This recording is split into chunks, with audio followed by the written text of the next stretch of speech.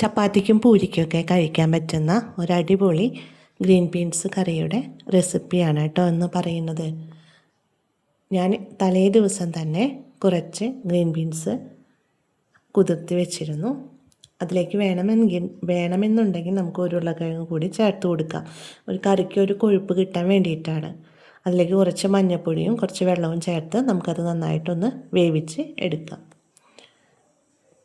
ഒരു സബോള, ഒരു തക്കാളി, ഒരു പച്ചമുളക്, ഒരു കഷ്ണം ഇഞ്ചി എന്നിവ നന്നായി ചെറുതായിട്ട് അരിഞ്ഞ് മാറ്റി വയ്ക്കുക.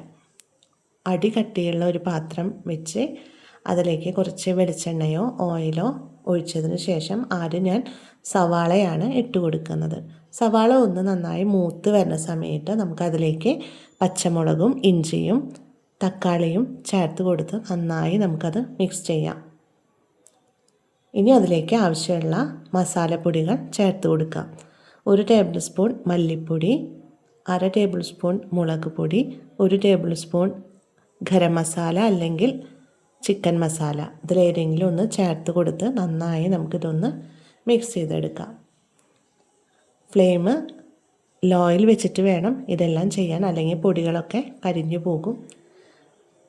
അതിലേക്ക് അത്യാവശ്യത്തിന് വെള്ളവും ആവശ്യത്തിന് ഉപ്പും ചേർത്ത് നന്നായി ഇതൊന്ന് തിളപ്പിച്ചെടുത്തതിന് ശേഷം നമ്മൾ വേവിച്ച് മാറ്റി വെച്ചിരിക്കുന്ന ഗ്രീൻ ബീൻസ് ഇതിലേക്ക് നമുക്ക് ഒഴിച്ചു കൊടുക്കാം.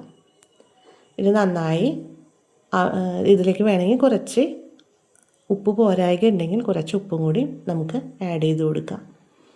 കുറച്ച് കറിവേപ്പിലൊക്കെ ഇട്ട് നന്നായി തിളച്ച് നല്ല മണം വരുന്ന സമയത്ത് നമുക്കിതൊരു പാത്രത്തിലേക്ക് സെർവ് ചെയ്യാവുന്നതാണ്. നല്ലൊരു അടിപൊളി റെസിപ്പിയാണ് കേട്ടോ. എല്ലാവരും മസ്റ്റായിട്ട് ട്രൈ ചെയ്യണേ. Thank you.